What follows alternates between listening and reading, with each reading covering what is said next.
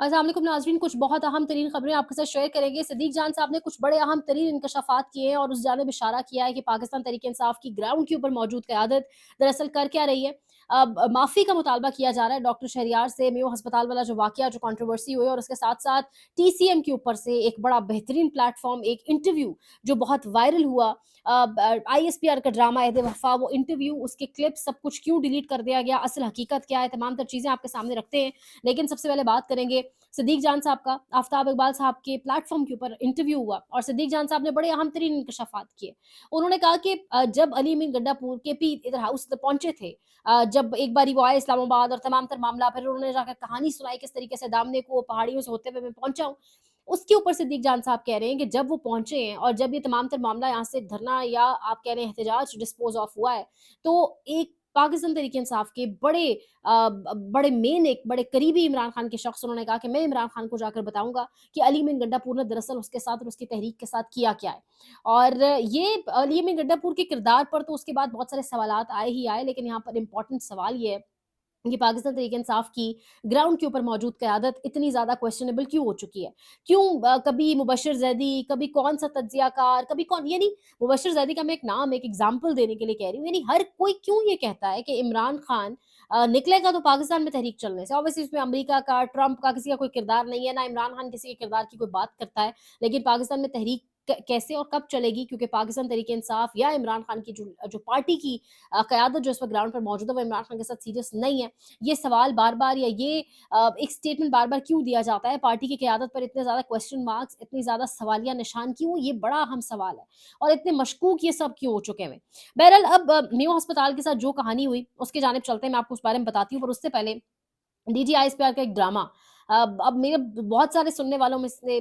बहुत सारे लोगों ने शायद देखा भी होगा, बहुत से लोग जो ड्रामाज़ नहीं मेरी तरह पसंद करते, वो नहीं भी देखा होगा उन्होंने। ड्रामा अहद वफ़ा आईएसपीआर की एक प्रोडक्शन, आईएसपीआर का बनाया हुआ एक ड्रामा जिसमें पाकिस्तान के बड़े अच्छे अदाकार और अदाकाराओं ने काम किया। उस ड्रामे के हवाले से टीसीएम प्लेटफ़ॉर्म के ऊपर एक बड़ा एक आप कह लें कंस्ट्रक्टिव क्रिटिसिज़्म या एक क्रिटिकल एनालिसिस उसको कहा जाए तो गलत नहीं होगा, वो किया गया और ये कहा गया कि उस ड्रामे में जो आहद रज़ा मीर है, यानी वो एक फ़ौजी का बेटा दिखाया गया है, उसका वालिद भी अच्छा है, वो खुद भी अच्छा है, उसकी बहन भी डिसेंट है, जो फ़ौजी की बीवी है वो भी बहुत अच्छी है, लोगों का फ्री में इलाज करती है। लेकिन उस ड्रामे के अंदर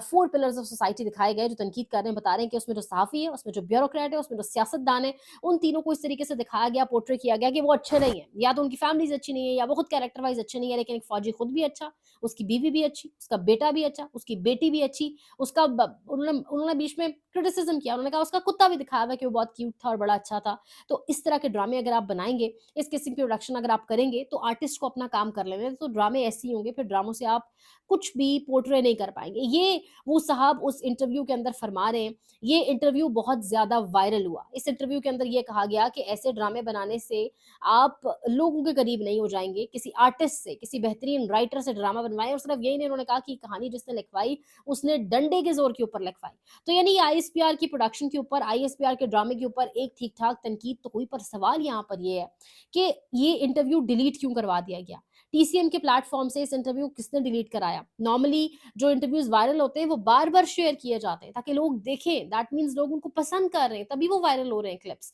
अब ये क्लिप्स आपको ढूँढने से भी नहीं मिल पा रहे। अब वो क्लिप्स भी डिलीट करवा दिए गए इंटरनेट से। उस प्लेटफ़ॉर्म से जहाँ पर ये पब्लिश हुआ, वहाँ से भी डिलीट करवा दिया गया। तो ये बड़ा एक इम्पोर्टेंट सवाल है। पाकिस्तान में किसी को इस तरह की बात करना नहीं दी जाती, कोई करता है तो उस प्लेटफ़ॉर्म के ऊपर से इंटरव्यूज़ डिलीट करवा दिए जाते हैं। हमारा अपना प्लेटफ़ॉर्म सियासत डॉट पी के चंद मर्तबा ये फेस कर चुका है कि किस तरीके से इंटरव्यूज़ को डिलीट करवा दिया जाता है। बहरहाल माफ़ी का मुतालबा किया गया है डॉक्टर शहरयार से, मेयो हॉस्पिटल की जो कंट्रोवर्सी सामने आई, उसके बाद डॉक्टर शहरयार की जो वीडियो सामने आई थी, अब डॉक्टर शहरयार के हवाले से ये कहा जा रहा है कि वो ज़हनी कर्ब से गुज़र रहे हैं। उनके 2 चैरिटी हॉस्पिटल्स हैं, उन दोनों को भी बंद कर दिया गया और उन चैरिटी हॉस्पिटल्स को उस वक़्त बंद किया गया, उस चैरिटी हॉस्पिटल के डॉक्टर्स बता रहे हैं, जब ऑपरेशन थिएटर्स के अंदर इन प्रोग्रेस चल रहे थे ऑपरेशंस, ऑपरेशंस हो रहे थे, जनरल एनेस्थीसिया में लोग थे, यानी लोग बेहोशी की हालत में थे और नीचे से फार्मेसीज़, उस अस्पताल की जो फार्मेसीज़ हैं, उनको बंद करवा दिया गया। पुलिस बाहर मौजूद थी, यानी हम कौन से मुल्क के अंदर रह रहे हैं? यानी آپ کا مسئلہ ہے ڈاکٹر شریار سے ہوگا، ان کے بیان سے ہوگا، ان کو عدالت کے اندر طلب کیا جائے اگر تو آپ کو مسئلہ ہے۔ لیکن یہ کون-سا طریقہ ہے کہ اس بندے نے اگر اس بندے کے آگے کوئی 2 چیریٹی کے ہاسپٹلس چل رہے ہیں، وہاں غریبوں کا علاج ہو رہا ہے، رمضان کا مہینہ ہے، کسی غریب کو آپریشن وہاں پر ہو رہا ہے، ویسے تو جو حالات ملک میں بنا دیے گئے ہیں، غریبوں کے لیے کچھ اب بچا نہیں ہے، تو آپ اس اسپتال کی فارمیسیاں بند کروا دیں تاکہ وہاں پہ آپریشن تھیٹرز میں جو لوگ موجود ہیں وہ خدا نخواستہ اسی طریقے سے تڑپتے رہیں کہ نیچے سے دوائی اگر لانی ہو تو نیچے فارمیسی بند ہو۔ تو یعنی یہ حالت ہو چکی ہوئی ہے۔ اب ڈاکٹر شریار کے حوالے سے کہا یہ جا رہا ہے وہ خاصی مشکل میں، آپ کسی کو انٹرویو دینے کے لیے بھی تیار نہیں ہے۔ بہرحال اب ان سے معافی کا مطالبہ کیا جا رہا ہے اور بڑے ہائی لیول کے اوپر سے انہیں کہا گیا ہے کہ آپ معافی مانگیں اور صرف معافی نہیں مانگے، ساتھ ہی ساتھ آپ یہ ویڈیو بھی ڈیلیٹ کریں جو آپ نے بنائی ہوئی ہے اور اس ویڈیو کو ڈیلیٹ کریں جس پلیٹ فارم کے اوپر یہ ہے۔ تو یہ اس وقت تمام تر صورتحال ہے پاکستان کے اندر۔ اب جاتے جاتے میں آپ کو بتاؤں تو آج نیا پارلیمانی جو سال ہے اس کا ایک اجلاس تھا، تو اجلاس جو پہلا تھا اس کی خوشی کے اندر میں تو یہ لفظ استعمال کروں گی، صدر آصف علی زرداری نے خطاب کیا، مشترکہ اجلاس تھا سینٹ اور قومی اسمبلی کا۔ خطاب کے اندر پیپلز پارٹی تو بہت جشن منا رہی ہے کہ پہلا صدر ہے،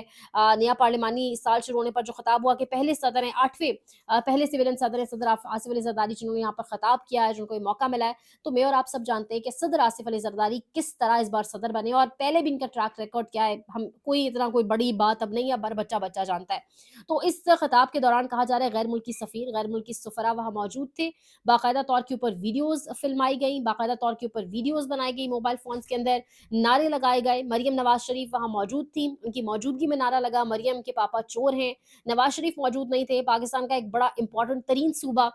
جو دہشت گردی سے جس طریقے سے دوچار ہے، کے پی کے اس کے وزیر اعلیٰ علی امین گنڈا پور صاحب موجود نہیں تھے، سروسز چیف تینوں موجود نہیں تھے۔ صدر زرداری کا خطاب تو پی ٹی وی سرکاری چینل نے دکھایا، لیکن جو ان کے تاثرات تھے چہرے کے وہ بہت کچھ بتا رہے تھے، جس طرح سے وہ خطاب نہیں کر پائے، پورا ٹائم اپوزیشن حاوی رہی، فری عمران خان، گولی کیوں چلائی، اردلی حکومت، اردلی صدر، اردلی وزیر اعظم، یہ نعرے لگتے رہے باقاعدہ طور کے اوپر۔ اور دکھا تو حکومتی بینچز کو دکھایا جا رہا تھا، اپوزیشن کو نہیں دکھایا جا رہا تھا پی ٹی وی کے اوپر، لیکن نعرے جو پیچھے سے آوازیں آ رہی تھی وہ فری عمران خان، عمران تیرے جانے سر، یعنی اس قسم کے نعرے وہاں پر لگائے گئے۔ عاطف خان کو ہم نے دیکھا باقاعدہ طور کے اوپر تصویریں بھی وہ بانٹتے ہوئے دکھائی دیے۔ اور یہاں پر ایک بڑا دلچسپ لمحہ تب تھا، اوبیسلی میں نے تھوڑا اس کو آبزرو کیا، دلچسپ لمحہ تب تھا جب آصف علی زرداری بڑا محظوظ ہوتے دکھائی دیے جب نواز شریف کے لیے نعرے لگے، تو آصف علی زرداری جب چور چور کے نعرے نواز شریف کے نام سے منسوب کر کے لگائے جا رہے تھے تو آصف علی زرداری کے ایکسپریشن ایسے تھے جیسے وہ بڑا انجوائے کر رہے ہیں، بڑا محظوظ ہو رہے ہیں، تو یہ بڑا آئرونک بھی تھا، بڑا فنی بھی تھا، بڑا سرپرائزنگ بھی تھا۔ بہرحال پرویز خٹک بھی آج دکھائی دیے، وہ بھی وہاں موجود تھے، مبارک زیب خان بھی حکومتی بینچز کے اوپر موجود تھے۔ تو یہ آج کا اجلاس تھا، یہ تمام تر کہانی تھی۔ مزید انشاءاللہ آپ کو اپڈیٹ کریں گے، لائک کریں، شیئر کریں، سبسکرائب کریں اور اس کے ساتھ ساتھ کامنٹ سیکشن میں اپنی قیمتی رائے کا اظہار بھی کریں۔ اپنا بہت خیال رکھیں، اللہ نگہبان۔